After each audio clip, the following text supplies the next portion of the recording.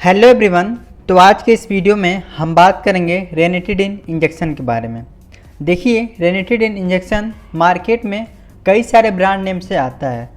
तो यहाँ पर हम देखेंगे एग्जाम्पल के लिए जो है रेनटेक काफ़ी ज़्यादा प्रचलित ब्रांड है। ठीक है, तो हम यहाँ पे जानेंगे रेनिटिडिन इंजेक्शन के बारे में। देखिए, जो रेनिटिडिन इंजेक्शन होता है वो H2 रिसेप्टर एंटागोनिस्ट होता है। मतलब क्या है इसका? ये क्या करता है, आपके H2 रिसेप्टर को ब्लॉक कर देता है। हम थोड़ा इसका डिटेल में समझते हैं कि किस तरीके से काम करता है और कहाँ कहाँ यूज़ किया जाता है। देखिए, अगर आपके पेट में समस्याएं हो रही हैं गैस की, ठीक है, तो गैस की समस्या क्यों हो रही है? सबसे पहले आप लोग ये समझिए, अगर आपके पेट जो है बहुत ही नॉर्मल कंडीशन में चल रहा है, ठीक है, गैस्ट्रिक जो सिक्रेशन है बहुत ही अच्छे से नॉर्मल कंडीशन में हो रहा है, तब तो ठीक है, तब तो सभी चीज़ें रिदम जो है बेसिकली इक्वल चलेंगी आपकी बॉडी की। लेकिन जब गैस्ट्रिक सिक्रेशन बहुत ज़्यादा हो जाता है, समझिएगा इस बात को, अगर गैस्ट्रिक सिक्रेशन बहुत ज़्यादा हो गया, ठीक है, तो कौन कौन सी प्रॉब्लम देखने को मिलती हैं? देखिए, इस कंडीशन में जो प्रॉब्लम देखने को मिलती है वो मिलती है एसिडिटी की, यानी कि गैस की प्रॉब्लम देखने को मिलती है, गैस्ट्रिक अल्सरेशन की प्रॉब्लम देखने को मिलती है, साथ ही साथ ड्यूडिनल अल्सर, अल्सर मीन्स छाले, और ड्यूडिनल क्या होता है? स्मॉल इंटेस्टाइन का पार्ट होता है ड्यूडिनल, ठीक है, तो ड्यूडिनल अल्सर की प्रॉब्लम देखने को मिलती है। साथ ही साथ GERD, गैसो इसोफेगल रिफ्लक्स डिजीज। इसका मतलब क्या हुआ? इसका मतलब ये हुआ, आप लोग टर्म को समझिएगा, गैस्ट्रो इसोफेगल, इसोफेगल आपको पता है फूड पाइप, रिफ्लक्स मीन्स उल्टी दिशा में जाना, और डिजीज मतलब बीमारी। तो एक ऐसी कंडीशन है ये जिसमें कि जैसे मान लीजिए आपका जो स्टमच है ये आपका इसोफेगस है और ये आपका स्टमच है, ठीक है, ये आपका स्टमच हो गया। तो यहाँ पर होता क्या है, अगर गैस्ट्रिक सिक्रेशन का बहुत ज़्यादा जो है सिक्रेशन हो रहा है आपके स्टमच में, ठीक है, तो ये क्या होता है, अगर गैस्ट्रिक सिक्रेशन बहुत ज़्यादा हो रहा है तो ये जो होता है ये उल्टी दिशा में, मतलब क्या है, आपके जो गैस्ट्रिक है वो आपके इसोफेगल में पहुंच जाता है, ठीक है। तो जब इसोफेगल में पहुंच जाता है इससे जलन बहुत ज़्यादा होती है, तो इस कंडीशन को हम बोलते हैं गैसो इसोफेगल रिफ्लक्स डिजीज़। मतलब क्या है इसका? इसका सिंपल सा मतलब ये है कि जो भी गैस्ट्रिक सिक्रेशन हो रहा है स्टमक में, अगर वो बहुत ज़्यादा लेवल पे हो जा रहा है, ठीक है, तो इसोफेगल आपकी जो फूड पाइप होती है इसोफेगल, उसमें जो है वो अल्सरेशन आ जाता है, तो उसको हम बोलते हैं गैस्ट्रो इसोफेगल रिफ्लक्स डिजीज़। साथ ही साथ जोलिंगर एलिसन सिंड्रोम, इसका मतलब क्या है, इसको मैं अभी आपको नेक्स्ट पार्ट में, मतलब इसी वीडियो के लास्ट तक बताता हूँ। अब देखिए हो क्या रहा है यहाँ पर, जैसा कि मैंने आपको बताया कि अगर गैस्ट्रिक सिक्रेशन बहुत ज़्यादा हो रहा है, ठीक है, तो ये प्रॉब्लम देखने को आपको मिलती है। अब ऐसी कौन सी मेडिसिन है जो कि इस प्रॉब्लम को सही कर दे, यानी कि जो भी गैस्ट्रिक सिक्रेशन ज़्यादा हो रहा है इसको ब्लॉक कर दे। तो ब्लॉक कैसे करेगी? ये क्या करेगी, H2 रिसेप्टर को ब्लॉक कर देगी। H2 रिसेप्टर एंटागोनिस्ट मीन्स होता है इसको ब्लॉक कर देना। तो रेनिटिडिन एक ऐसी मेडिसिन है जो कि H2 रिसेप्टर को ब्लॉक कर देगी। अब जब H2 रिसेप्टर को ब्लॉक करेगी तो गैस्ट्रिक सिक्रेशन कम हो जाएगा, ठीक है। तो आप लोगों ने ये से समझ लिया कि रेनिटिडिन जो है वो किस तरीके से यूज हो रहा है और कहाँ कहाँ इसका यूज हो रहा है। अब थोड़ा हम विस्तार में समझते हैं आखिर इसका हम यूज़ कहाँ कहाँ करते हैं। तो समझिएगा इस बात को, जैसा कि मैंने आपको बताया कि क्या क्या प्रॉब्लम कॉज होती है, एसिडिटी और गैस की प्रॉब्लम कॉज होती है। तो रेनिटिडिन एक ऐसी मेडिसिन है जो कि एसिडिटी और गैस्ट्रिक एसिडिटी को ठीक कर देती है, साथ ही साथ अल्सरेशन को ठीक कर देती है। स्टमक में अगर अल्सर हो गया है तो इसको ठीक कर देती है, साथ ही साथ ड्यूडिनल अल्सर को ठीक कर देती है, और उसके बाद गैस्ट्रोइसोफेगल रिफ्लक्स डिजीज़ को ठीक कर देती है। देखिए यहाँ पर एक टर्म आया है जोलिंगर एलिसन सिंड्रोम। इसका मतलब क्या है, समझिएगा इस बात को। जोलिंगर एलिसन सिंड्रोम क्या होता है? देखिए, जो आपका स्मॉल इंटेस्टाइन होता है उसके अपर पार्ट में एक ट्यूमर बन जाता है, ठीक है, आपके स्मॉल इंटेस्टाइन के अपर पार्ट में बेसिकली ट्यूमर बन जाता है। पैनक्रियाज के पास ही अपर पार्ट में एक ट्यूमर बन जाता है। अब जब ट्यूमर बनता है तो एक हमारे जो हार्मोन निकलती है जिसको हम बोलते हैं गैस्ट्रिन हार्मोन, ठीक है। तो ट्यूमर बनने के बाद गैस्ट्रिन हार्मोन का सिक्रेशन बहुत ज़्यादा हो जाता है।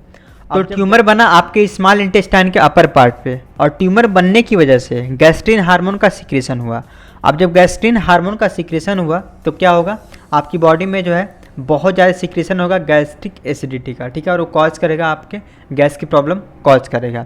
तो ये देखो, ये मैंने टर्म बता दी है। अगर आप लोग फार्मेसी स्टूडेंट हो या मेडिकल स्टूडेंट हो तो आपको ये चीज़ पता होना चाहिए, ठीक है। यहाँ पर मैंने ये जानकारी के लिए आपको बताया जिससे आप लोग रिलेट कर पाओ और आपके एग्ज़ाम में भी ये हेल्प कर सकता है। साथ ही साथ हम बात कर लिए यूज़ के बारे में। अब देखिए यहाँ पर मैं आपको एक चीज़ क्लैरिफाई कर देना चाहता हूँ, यहाँ पर ऐसा बिल्कुल नहीं है कि आप लोग केवल और केवल एक प्रॉब्लम होती है तो वो रेनिटिडिन से जो है केवल और केवल एक ही मेडिसिन से ठीक हो जाती है। ठीक है, पेशेंट के कंडीशन के हिसाब से हम रेनिटिडिन कब देना है, कैसे देना है, ये डॉक्टर डिसाइड करते हैं। ठीक है, तो डॉक्टर जो है रेनिटिडिन को बहुत ज़्यादा यूज़ करते हैं इन सब प्रॉब्लम में।